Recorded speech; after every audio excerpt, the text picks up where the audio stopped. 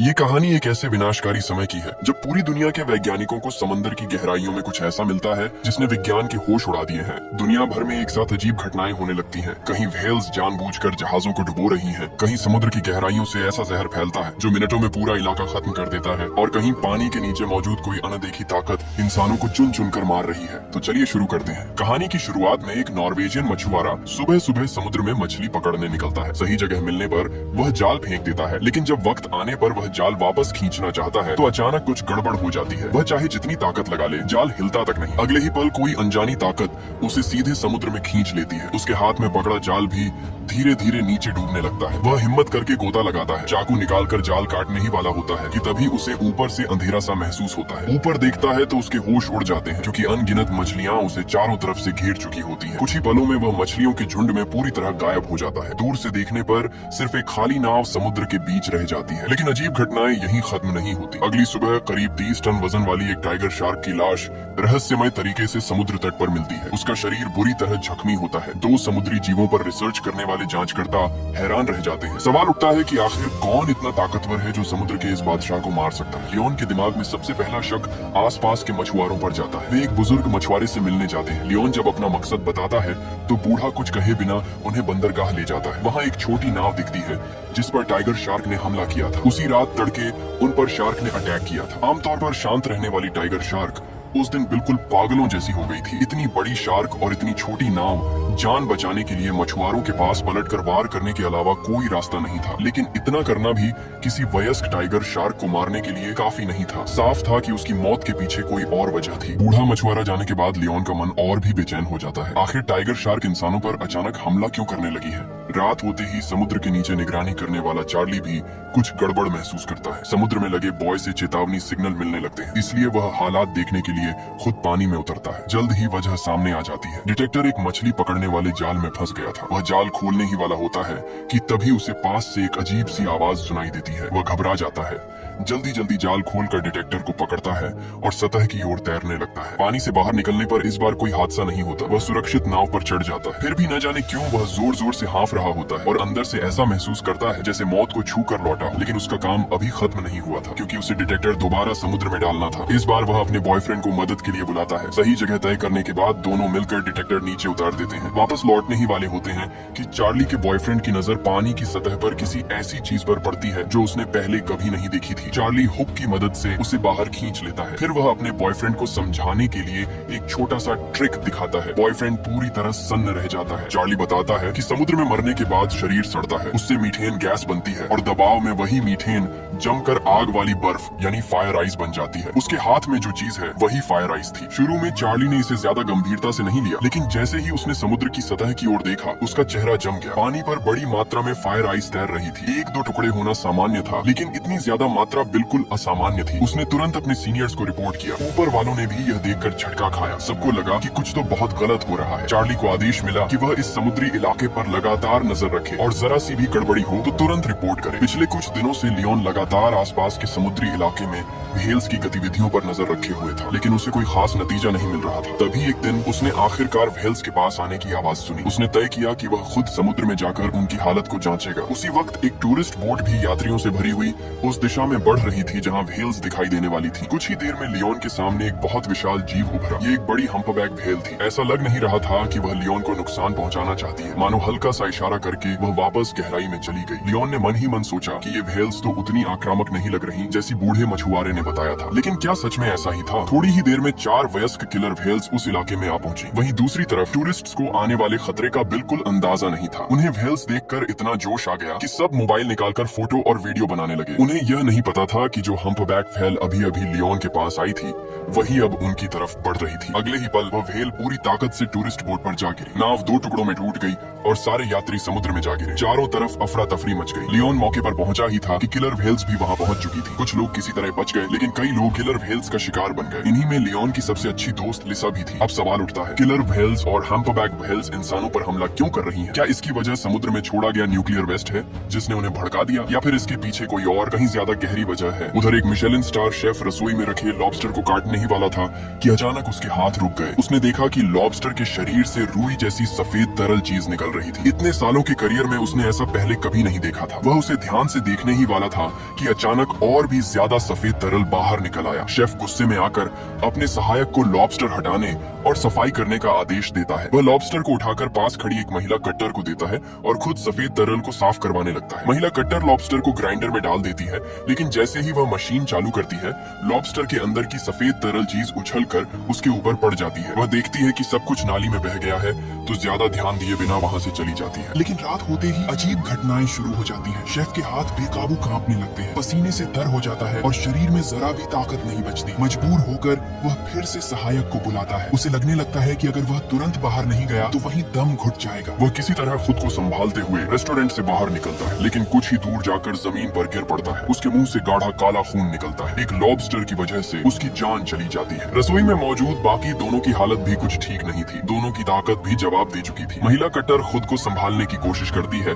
लेकिन हालात बिगड़ते जाते हैं। उसी रात शेफ के सहायक को अस्पताल ले जाया जाता है। डॉक्टरों को उसकी हालत समझ में नहीं आ रही थी, बीमारी की वजह पकड़ में नहीं आ रही थी। अब एक ही रास्ता बचा था, शेफ के शव का पोस्टमार्टम। दोनों डॉक्टर आपस में काम बांट लेते हैं। सोफिया अस्पताल में रहकर सहायक पर नजर रखती है, जबकि सेसिल होटल जाकर यह जानने निकलती है कि आखिर वहाँ क्या हुआ था। होटल मैनेजर से बात करने पर पूरी कहानी सामने आती है। सेसिल को पता चलता है कि उस लॉबस्टर को 3 लोगों ने संभाला था। वो मैनेजर से महिला कट्टर का पता लेती है, लेकिन ठीक उसी वक्त अस्पताल में शेफ के सहायक की हालत बिगड़ जाती है। डॉक्टर पूरी कोशिश करते हैं, लेकिन उसे बचा नहीं पाते। उसकी मौत हो जाती है। उधर सेसिल महिला कट्टर के अपार्टमेंट के दरवाजे पर पहुंचती है। वह दरवाजा खटखटाती है, लेकिन कोई जवाब नहीं मिलता। दरवाजा थोड़ा खुला हुआ होता है तो वह अंदर चली जाती है। उसी पल उसे सहायक की मौत की खबर मिलती है और सामने महिला कट्टर की लाश दिखाई देती है। वह जमीन पर पड़ी होती है, बिल्कुल निश्चल। उसकी मौत भी शेफ जैसी ही हुई थी। मुंह से काला खून निकला हुआ था। सेसिल समझ जाती है कि यह किसी बड़ी तबाही की शुरुआत है। दृश्य बदलता है और एक हेलीकॉप्टर समुद्र के बीच मौजूद एक रिसर्च शिप पर उतरता है। इसमें आने वाला कोई और नहीं बल्कि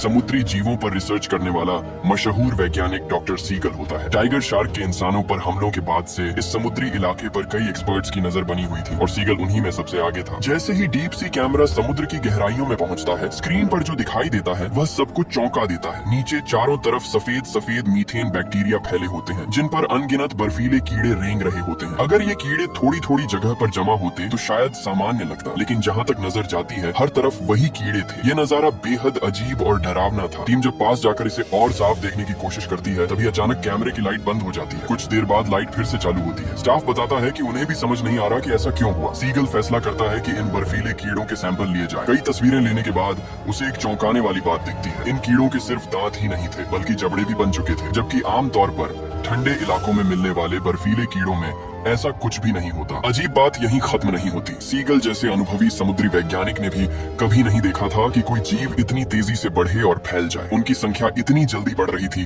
कि यह उसकी समझ से बाहर था। कई प्रयोगों के बाद प्रोफेसर कैथरीन को एक अहम बात पता चलती है। ये बर्फीले कीड़े बैक्टीरिया से निकलने वाली बिजली जैसी ऊर्जा से खाना हासिल कर सकते हैं। यही वजह थी कि उनके दांत और जबड़े बन गए थे। लेकिन सवाल यह था कि अगर ये कीड़े नीचे की ओर फिसलते रहते हैं तो आखिरकार बर्फ की परत में फंसकर दम घुटने से मर जाते हैं। फिर वे ऐसा आत्मघाती व्यवहार क्यों कर रहे थे? उधर लियोन को एक जापानी बुजुर्ग से शिकायत मिलती है। उसने बताया कि पिछली रात जब उनका क्रूज एक खास समुद्री इलाके में पहुंचा तो अचानक जहाज रुक गया। न तो दिशा नियंत्रक काम कर रहा था, न इंजन। तभी उन्हें पानी में एक बहुत बड़ा साया दिखा। वह साया जैसे जैसे पास आता गया अचानक गायब हो गया। उसके तुरंत बाद कई टाइगर शार्क पानी से बाहर उछल पड़े। ठीक उसी समय जहाज दोबारा चल पड़ा और वे किसी तरह वहाँ से निकल पाए। बुजुर्ग ने कहा कि अगर किस्मत साथ न देती तो वे सब वहीं मारे जाते। ये सुनते ही लियोन के जहन में एक बुरी याद ताजा हो जाती है। फिर कैमरा वापस सीगल की टीम पर जाता है। वहाँ एक और हैरान करने वाली बात सामने आती है। सिर्फ एक दिन के अंदर बर्फीले कीड़े कई गुना बड़े हो चुके थे। तभी टीम समुद्र के नीचे लगे ड्रिल को चालू करती है, लेकिन जब वे उसे रोकना चाहते हैं तो ड्रिल काबू से बाहर हो जाती है और भी तेजी से खुदाई करने लगती है। शिप के अंदर रखे कप कांपने लगते हैं और कुछ ही सेकंड में पूरी रिसर्च शिप जोर जोर से हिलने लगती है। जहाज कुछ देर तक समुद्र की लहरों पर डगमगाता रहता है, फिर जाकर सब शांत होता है। इसी बीच कैथरीन को एक और खोज मिलती है। ये सच था कि बर्फीले कीड़े बैक्टीरिया के बीच मर जाते हैं, लेकिन लेकिन मरने के बाद वे अपने अंदर जमा भारी मात्रा में बैक्टीरिया छोड़ देते हैं, जो फिर बर्फ की परत को और ज्यादा नुकसान पहुंचाते हैं। वे ऐसा क्यों कर रहे हैं यह अभी साफ नहीं था, लेकिन कैथरीन को यकीन था कि इससे ग्रीन हाउस इफेक्ट पर कोई असर नहीं पड़ेगा, इसलिए ज्यादा घबराने की बात नहीं है। लेकिन क्या वाकई ऐसा ही था? असल में खतरा उनकी सोच से कहीं बड़ा था। उधर पास के ही दूसरे समुद्री इलाके में चार्ली की दोस्त और सहकर्मी जूली को चार्ली की तरफ से एक ईमेल मिलता है। वह प्यार भरा जन्मदिन का संदेश होता है। जूली इसे देखकर बहुत खुश हो जाती है और चार्ली के लिए एक वीडियो रिकॉर्ड करती है, जिसमें वह दिल से कई बातें कहती है। वीडियो खत्म होते ही एक अजीब घटना होती है। उसका कंप्यूटर अचानक काम करना बंद कर देता है और डेस्कटॉप पर बना पेंगुइन हिलने लगता है। अगले ही पल उसे पीछे रखे सिस्टम से जोरदार आवाज सुनाई देती है। वह जहाज के नीचे का सोनार सिग्नल था। वह अभी समझ ही रही होती है कि हो क्या रहा है, तभी पूरा जहाज जोर से हिलने लगता है। हाँ, वह उसका जन्मदिन था, लेकिन वही उसका आखिरी दिन भी बन जाता है। एक मेडिकल एक्सपर्ट अपनी उंगली काटती है और खून की एक बूंद कांच के बर्तन में गिराती है। जैसे ही माइक्रोस्कोप की तस्वीर स्क्रीन पर आती है, वह सन्न रह जाती है। उसे साफ दिखता है कि उसका खून महिला कट्टर के खून से बहुत तेजी से नष्ट हो रहा है। तभी सेसिल को समझ आ जाता है कि शेफ और बाकी लोगों की मौत इसी रहस्यमयी बैक्टीरिया की वजह से हुई है। ये ऐसा बैक्टीरिया है जो खून के संपर्क में आते ही जहर पैदा करता है। आमतौर पर हमारे खून में ऐसे सेल होते हैं जो इस तरह के बैक्टीरिया को खत्म कर देते हैं, लेकिन इस बार हालात बिल्कुल अलग थे। ये बैक्टीरिया नंगी आंखों से दिखने वाली रफ्तार से खून को खराब कर रहा था। दूसरे शब्दों में कहें तो यह बैक्टीरिया म्यूटेट हो चुका था और शायद एक नया बेहद खतरनाक स्ट्रेन बन गया था। ये सुनते ही सोफिया का चेहरा उतर जाता है, क्योंकि अब तक कई लोग संक्रमित हो चुके थे, लेकिन असली हालात इससे भी बदतर थे। एक लोकल कार वॉश में एक हंसमुख नौजवान कार धोते वक्त गाड़ी के अंदर बैठी छोटी बच्ची के साथ मजाक कर रहा था। माहौल बड़ा प्यारा लग रहा था। तभी अचानक उसे जोर जोर से खांसी आने लगती है और सिर चकराने लगता है। अगले ही पल वह हाथ में पकड़ा स्प्रे गन गिरा देता है। कार का मालिक खिड़की पर दस्तक देकर उसे बुलाने लगता है, लेकिन तभी वह नौजवान एक बड़ा सा काला खून का फव्वारा कार के शीशे पर थूक देता है। कार मालिक अभी समझ ही रहा होता है कि हुआ क्या है। तभी वह लड़का जमीन पर गिर पड़ता है। एक जिंदा दिल और नेक दिल कार वॉश वाला यूं ही अपनी जान गंवा देता है। और वह अकेला मामला नहीं था, क्योंकि इस जहरीले बैक्टीरिया से संक्रमित लोगों की संख्या लगातार बढ़ रही थी। सोफिया को शक होता है कि यह बैक्टीरिया अब हवा में भी फैल चुका है, लेकिन सेसिल इससे सहमत नहीं होती। अगर यह हवा में फैलता तो लॉबस्टर को पीसकर नाली में बहाने का मतलब कुछ और ही होता। ये सुनकर सोफिया और भी घबरा जाती है। अगर सच में ऐसा है तो हालात पूरी तरह हाथ से निकल चुके हैं। इसी दौरान इटली के वेनिस शहर में भी अजीब नजारे देखने को मिलते हैं। एक पढ़ा लिखा सा कपल पुल पर हंसी मजाक कर रहा होता है। लड़की गलती से लड़के के हाथ से किताब गिरा देती है। बस इसी छोटी सी हलचल के बाद अचानक पानी से सैकड़ों नहीं बल्कि हजारों जेलीफिश बाहर आ जाती है। देखते ही देखते पूरा वेनिस का पानी जेलीफिश से भर जाता है और यह सिलसिला एड्रियाटिक सागर तक फैल जाता है। दूसरी ओर डॉक्टर सिगेल 3 शिप फाउंडेशन नाम की एक कंपनी पहुंचता है। वह वहां के जिम्मेदार आदमी को एक फाइल देता है और कहता है कि उसके बॉस को यह तुरंत देखनी चाहिए, क्योंकि इसका रिश्ता गोल्ड फिश मैन वाले मामले से हो सकता है। ये सुनते ही वह आदमी चुप हो जाता है और बिना कुछ कहे मेहमान को बाहर छोड़ने लगता है। दृश्य टोक्यो में 3 शिप के हेडक्वार्टर पर जाता है। वहाँ कंपनी के मालिक किमुरा बर्फीले कीड़ों की तस्वीरें देखकर हैरान रह जाता है। वह पूछता है कि इनमें दांत और जबड़े कैसे उगाए। महिला बताती है कि ये कीड़े नॉर्वे के समुद्री इलाके में मिले हैं और साफ तौर पर म्यूटेट हो चुके हैं। उनका मानना था कि भविष्य में जब वहाँ संसाधनों की खुदाई की जाए तो इन कीड़ों वाले इलाकों से बचना चाहिए। लेकिन किमुरा को इसमें ज्यादा दिलचस्पी नहीं होती। उसे बस ये जानना था कि डॉक्टर सिगेल आखिर किसके लिए काम कर रहा है। इतना कहकर वह फोन काट देता है। अब सवाल यह था कि उसके दिमाग में चल क्या रहा था। फिर कहानी डॉक्टर सिगेल पर लौटती है। वह और उसकी साथी नताशा एक अंधेरी सी बार में बैठे होते हैं। काम की बातें खत्म होने के बाद सिगेल अचानक नताशा से अपने दिल की बात कह देता है। नताशा घबरा जाती है और वहाँ से निकलने की कोशिश करती है, लेकिन उसे एहसास होता है कि वह फंस चुकी है। वह मन ही मन सोचती है कि लगता है आज रात इसे घर ले जाना ही पड़ेगा। और फिर डूबते सूरज की रोशनी में दोनों के बीच यह सब हो जाता है। कहानी फिर लियोन पर आती है। वह हाल के भेल हमलों की जगहों को देख रहा होता है। तभी उसे कुछ समझ में आता है। वह पेन उठाकर एक टेढ़ी मेढ़ी लाइन खींचता है। वह बताता है कि यह भेल्स की माइग्रेशन रूट है और सारे हमले इसी लाइन पर हुए हैं। इसका मतलब साफ था कि माइग्रेशन के दौरान किसी खास जगह या वक्त पर कुछ ऐसा हुआ है जिसने भेल्स के व्यवहार को बदल दिया। अब वे खुद कुछ करने का फैसला करते हैं। वे स्पीड बोट लेकर उस जगह पहुंचते हैं जहां भेल्स सो रही होती हैं। लियोन गहरी सांस लेता है और सीधे समुद्र में छलांग लगा देता है। जल्द ही उसे सोती हुई हम्पबैक भेल्स का झुंड दिख जाता है। नाव पर खड़ी श्याओ मेई सांस रोके खड़ी रहती है, डरते हुए कि कहीं भेल्स जाग न जाएं। लियोन अपने पास रखा रडार वाला कैमरा निकालता है और बहुत सावधानी से उसे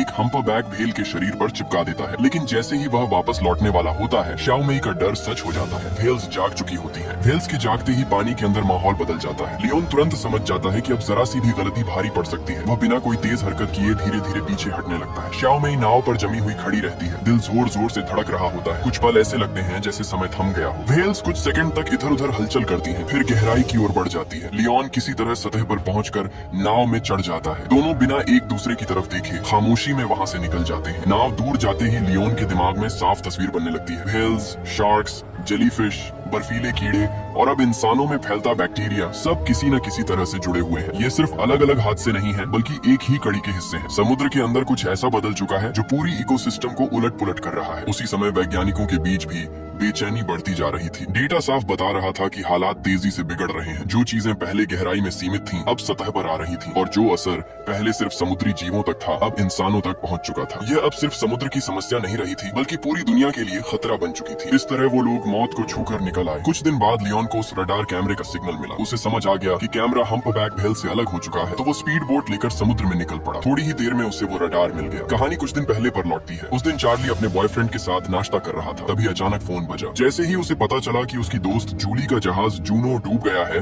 उसकी आंखों में तुरंत आंसू भर आए। सहकर्मियों ने बताया कि नॉर्वे की कोस्ट गार्ड ने समुद्र की गहराई में जूनो को ढूंढ लिया है, लेकिन जूली और बाकी लोगों का कोई सुराग नहीं मिला। अपना काम निपटाने के बाद चार्ली वापस हेडक्वार्टर पहुंचा। वहां दोनों ही जूली की मौत से डूब चुके थे। तभी प्रोफेसर कैथरीन लौट आई। उसी समय दूसरी तरफ लियोन भी जांच अनुसंधान विभाग वापस आ गया। सब लोग कंप्यूटर के सामने इकट्ठा होकर व्हेल के शरीर पर लगे कैमरे से आई फुटेज देखने लगे। उधर कैथरीन और उनकी टीम भी वही कर रही थी। वो लोग जूली के जहाज के डूबने के बाद का समुद्री तल देख रहे थे। जैसे जैसे कैमरा जूनो के पास आता गया, प्रोफेसर और बाकी लोगों के चेहरे हैरानी से भरते चले गए, मानो उन्होंने कुछ बेहद डरावना और अकल्पनीय देख लिया हो। इधर लियोन और शियाओ मेई की हालत भी कुछ खास बेहतर नहीं थी, क्योंकि उन्होंने देखा कि हम्पबैक व्हेलों का झुंड बेहद गहराई में तैर रहा था, जिसे देखकर शियाओ मेई भी पूरी तरह कंफ्यूज हो गई। वो व्हेल किसी अनजान बुलावे पर एक ही दिशा में तैरती चली जा रही थी। थोड़ी देर बाद वो चमकते हुए हल्के हल्के दिखाई देने वाले एक अजीब से पर्दे के सामने रुक गई। अगर मेरा अंदाजा गलत नहीं है, तो वो सामने मौजूद अपने लीडर के आदेश का इंतजार कर रही थी। एक अफ्रीकी मूल का कपल समुद्र किनारे रोमांटिक पल बिता रहा था। तभी अचानक एक छोटा सा केकड़ा लड़की की जांघ पर चढ़ गया। बॉयफ्रेंड ने कहा कि इसमें हैरान होने वाली कोई बात नहीं है, आखिर ये समुद्र का किनारा ही है। लेकिन जैसे ही दोनों दोबारा अपने अच्छे पल वापस लाने वाले थे, अजीब हालात फिर से पैदा हो गए। लड़के ने थोड़ी दूर की तरफ देखा और उसका चेहरा डर से सफेद पड़ गया, क्योंकि उसने देखा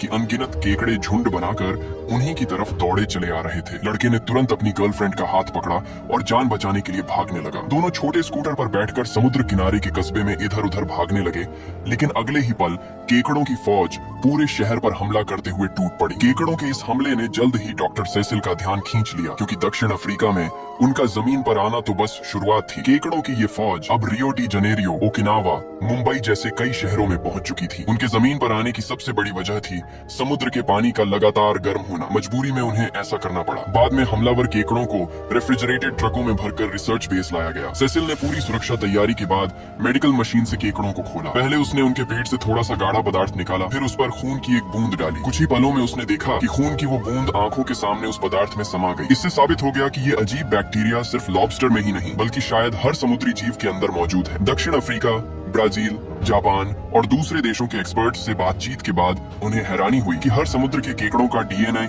लगभग एक जैसा था। इतना ही नहीं, हर तरह के केकड़े उन इलाकों में पाए जा रहे थे जो समुद्र के अंदर मौजूद हाइड्रोथर्मल वेंट्स के पास थे। सेसिल का मानना था कि इनमें किसी तरह का म्यूटेशन हो चुका है और इसका मतलब था कि एक बहुत बड़ी आपदा आ चुकी है। इस मामले पर तुरंत एक हाई लेवल मीटिंग बुलाई गई। अंदेशा था कि ये जहरीला संक्रमण दूषित खाना, पानी या इंसानों के आपसी संपर्क से फैल सकता है। क्योंकि इस जहर को मारने के लिए कोई दवा मौजूद नहीं थी, इसलिए फिलहाल एक ही रास्ता था, इसे फैलने से रोकना। इसके लिए अटलांटिक महासागर के किनारे हर तरह की मछली पकड़ने की गतिविधि रोकने का फैसला लिया गया। लेकिन एक बड़े अधिकारी को यह फैसला बिल्कुल पसंद नहीं आया। उसका कहना था कि इससे तटीय इलाकों की अर्थव्यवस्था पर बहुत बुरा असर पड़ेगा। सेसिल चाहे जितने सबूत और तर्क दे, वो मानने को तैयार नहीं था। वो किसी भी हाल में शहर की अर्थव्यवस्था को नुकसान नहीं पहुंचने देना चाहता था, लेकिन उसे अंदाजा भी नहीं था कि उसका यही फैसला आगे चलकर कितनी बड़ी तबाही लाने वाला है। कहानी अब समुद्री जांच अनुसंधान केंद्र पर आती है। लियोन व्हेलों के झुंड के सामने दिख रहे उस अजीब चमकते प्रकाश को देखकर बिल्कुल समझ नहीं पा रहा था, क्योंकि उसके समुद्र संबंधी ज्ञान के हिसाब से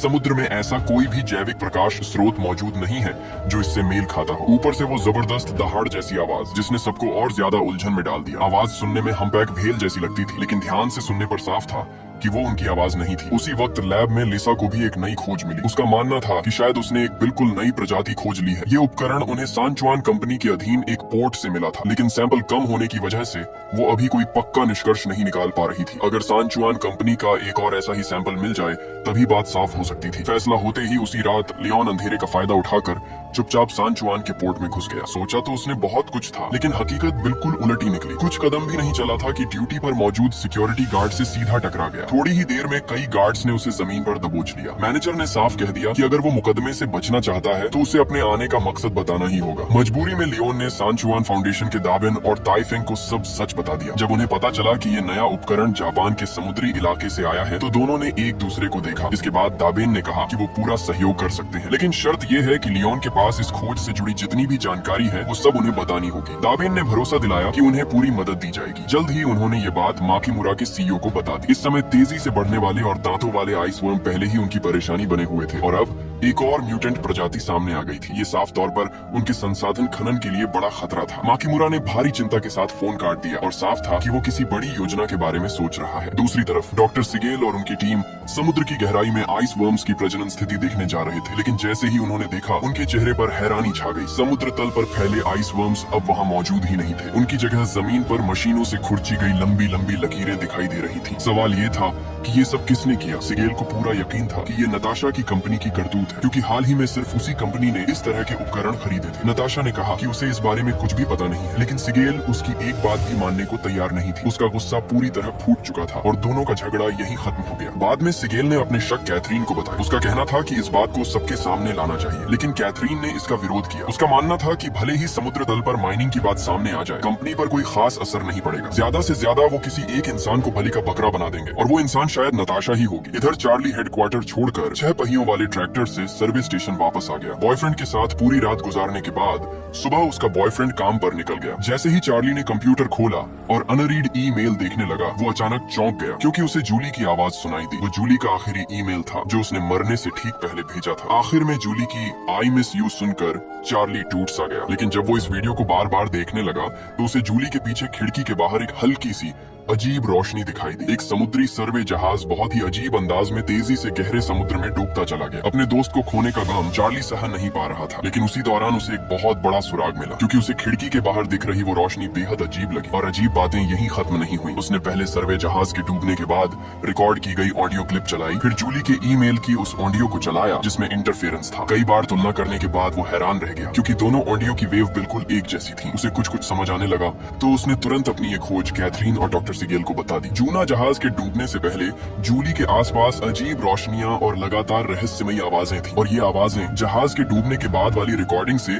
हैरानीजनक रूप से मिलती जुलती थी। रोशनी की वेवलेंथ और आवाज की फ्रीक्वेंसी भी बिल्कुल एक जैसी थी। ये सुनते ही कैथरीन ने बीच में रोक दिया। उसका कहना था कि शायद किसी नुकीली संरचना ने कम्युनिकेशन सिग्नल में दखल डाला होगा, इसलिए ऐसा हुआ। चार्ली ने तुरंत कहा कि उसके पास एक और अहम खोज है। जहाज के डूबने से कुछ घंटे पहले आसपास के पानी का तापमान अचानक बढ़ गया था। ये तापमान कुछ घंटों तक चरम पर रहा और फिर धीरे धीरे सामान्य हो गया। उसका मानना था कि समुद्र तल की बर्फ या किसी पदार्थ के पिघलने से बड़ी मात्रा में गैस निकली, जिससे आखिरकार एक विस्फोट जैसा असर हुआ। अपने अंदाजे को साबित करने के लिए बस इतना करना था कि गहरे समुद्र में जाकर एक सबमर्सिबल पर कैमरा लगा दिया जाए। ये सुनते ही कैथरीन भड़क उठी। उसका कहना था कि चार्ली की थ्योरी बिल्कुल भी मुमकिन नहीं है, क्योंकि हाइड्रोथर्मल विस्फोट से निकला गर्म पानी सतह तक पहुंचने से पहले ही ठंडा हो जाता है। दुनिया में ऐसी कोई ताकत नहीं है जो इतनी गर्मी को समुद्र तल से सीधे जूना जहाज तक पहुंचा सके, चाहे वो इंसान हो या प्रकृति। ये कहकर कैथरीन गुस्से में बाहर चली गई और सिगेल भी उसके पीछे पीछे निकल गई। स्क्रीन के सामने बस एक उदास और उलझा हुआ चार्ली रह गया। क्या वो सच में गलत था? कैथरीन असल में चार्ली से नहीं बल्कि खुद से नाराज थी। अगर उसने जूना को उस समुद्री इलाके में भेजा ही ना होता तो शायद ये हादसा न होता। सिगेल ने उसे समझाया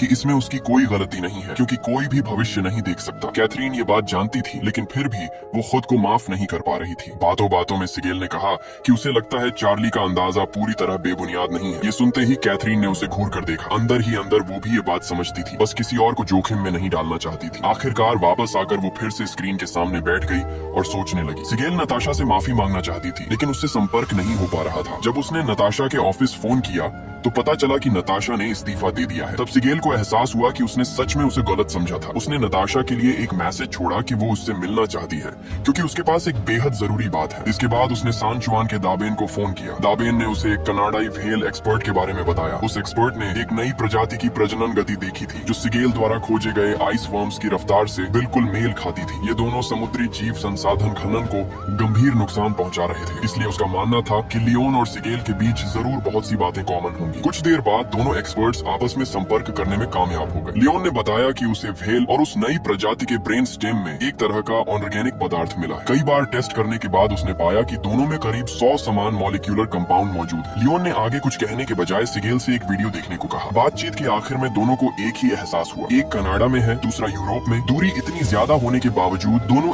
एक ही बात पर चर्चा कर रहे थे। इससे साफ था कि दोनों समझ चुके थे कि ये मामला बिल्कुल भी सामान्य नहीं है। सिगेल जब घर लौटी तो उसने एक जाना पहचाना चेहरा देखा। वो नताशा थी, वो महिला जिससे वो हमेशा प्यार करती आई थी। सिगेल ने उसे देखते ही माफी मांगी और कहा कि उसे नताशा पर भरोसा न करने का बहुत अफसोस है। नताशा ने कहा कि वो उससे अलविदा कहने आई है। पहले काम में इतनी व्यस्त रहती थी कि कहीं जा नहीं पाई, अब नौकरी छोड़ दी है और दुनिया देखना चाहती है। वो जैसे सिगेल से कुछ कहने का इंतजार कर रही थी, लेकिन सिगेल कुछ बोल ही नहीं पाई। जब सिगेल ने उसे रोकने की कोशिश नहीं की तो नताशा रुक गई। वो कुछ कहना चाहती थी, लेकिन सिगेल उससे पहले बोल पड़ी। नहीं, मैं तुम्हें रोक नहीं रही, उसने कहा, लेकिन मैं चाहता हूँ कि तुम ये समझो, मैं अपनी जिंदगी तुम्हारे बिना सोच भी नहीं सकती। सिगेल बहुत देर तक कुछ कहने की कोशिश करती रही, लेकिन जो सबसे जरूरी बात थी वो फिर भी कह नहीं पाई। अलविदा सिगेल, नताशा ने कहा। सिगेल को जरा भी अंदाजा नहीं था कि आज की उसकी ये हिचकिचाहट उसे पूरी जिंदगी पछताने पर मजबूर कर देगी। उस रात किसी वजह से सिगेल सो नहीं पाई। अगली सुबह उसे लियोन का ईमेल मिला। वीडियो में उसने एक ऐसी आवाज सुनी जो उसे जानी पहचानी लगी। जांच के बाद उन्हें पता चला कि ये आवाज जूनो के डूबते वक्त रिकॉर्ड हुई आवाज से लगभग एक जैसी है। भले ही देश अलग हों, समुद्र अलग हों, लेकिन इन आवाजों के बीच गहरा संबंध था। आखिरकार उन्हें चार्ली के सुझाव से सहमत होना पड़ा। उन्होंने तय किया कि समुद्र तल पर एक कैमरा लगाया जाएगा ताकि ये पक्का किया जा सके कि वेंट एक्टिव है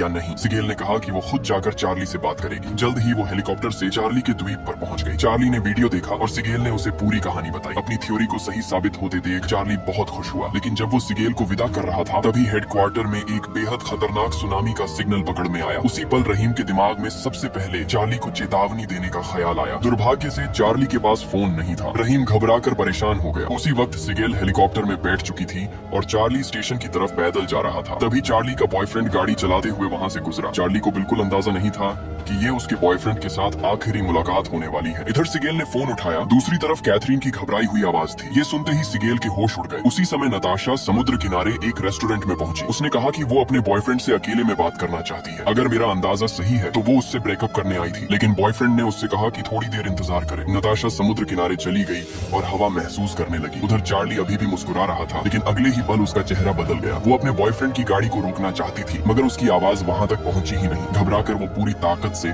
उसके पीछे दौड़ पड़ी। ये औरत समुद्र के किनारे खड़ी धूप सेक रही होती है, लेकिन अगले ही पल उसके सिर के ऊपर अचानक समुद्री चीलों का एक बड़ा झुंड मंडराने लगता है। ऐसा लगता है जैसे उन्हें कोई अनदेखा सिग्नल मिल गया हो, क्योंकि वे सब एक साथ बहुत तेजी से उस इलाके को छोड़कर भागने लगती हैं। नताशा को जैसे ही होश आता है वह सामने फैले समुद्र की तरफ देखती है और उसी पल उसे एक बहुत बड़े खतरे की आहट महसूस होती है। बिना एक सेकंड गंवाए वह पूरी ताकत से दौड़ पड़ती है। उसी समय पास के रेस्टोरेंट में बैठे लोग भी यह सब देख लेते हैं और पल भर में हर कोई बेकाबू होकर जान बचाने के लिए ऐसे भागता है जैसे सिर पर मौत सवार हो। थोड़ी ही देर में नताशा को उसका बॉयफ्रेंड दिख जाता है। उसे लगता है कि अब वह उसे अपने साथ लेकर भागेगा, लेकिन अगले ही पल साफ हो जाता है कि वह गलत सोच रही थी। अपनी जान बचाने के लिए वह बेरहमी से कार स्टार्ट करता है और बिना पीछे देखे वहां से निकल जाता है। उसे अपनी गर्लफ्रेंड की जरा भी परवाह नहीं होती। नताशा तेज तूफानी हवा के बीच किसी तरह अपनी कार की तरफ भागती है, लेकिन तब तक बहुत देर हो चुकी होती है। घबराहट में वह फोन निकालकर सिगेल को कॉल करती है, लेकिन उसी वक्त सिगेल दूसरी तरफ चार्ली की जान बचाने में लगा होता है। ऐसी तबाही के सामने कोई भी कुछ नहीं कर सकता था। अब बस एक ही रास्ता था, जितनी जल्दी हो सके वहां से निकल जाना, वरना दोनों की मौत तय थी। सिगेल का फोन नहीं उठता और नताशा पूरी तरह टूट जाती है। मजबूर होकर वह सिगेल के लिए एक वॉइस मैसेज छोड़ देती है। जैसे ही उसकी आवाज खत्म होती है, करीब 10 मीटर ऊंची एक विशाल लहर उसकी तरफ टूट पड़ती है। उधर उसी समय सिगेल और चार्ली हेलीकॉप्टर में बैठ चुके होते हैं। जैसे ही लहर उन्हें निगलने ही वाली होती है, हेलीकॉप्टर वक्त रहते हवा में उठ जाता है। बस एक पल में ही सुनामी सब कुछ तबाह कर देती है। घर लौटने के बाद सिगेल बार बार नताशा का वॉइस मैसेज सुनती है। उसके चेहरे पर कोई भाव नहीं होता। ऐसा नहीं कि उसे दुख नहीं है, बल्कि उसका दिल पूरी तरह टूट चुका होता है। इधर चार्ली भी अपने बॉयफ्रेंड को खोने के बाद उसी दर्द से गुजर रही होती है। कुछ ही समय बाद मेडिकल एक्सपर्ट सेसिल एक इमरजेंसी प्रेस कॉन्फ्रेंस बुलाती है। वह बताती है कि जापान के समुद्री इलाके से शुरू होकर म्यूटेटेड लॉबस्टर अब दुनिया के हर समुद्र में फैल चुके हैं। सेसिल का मानना होता है कि यह सब किसी इंसानी हरकत की वजह से हुआ है। धरती की करीब 40% आबादी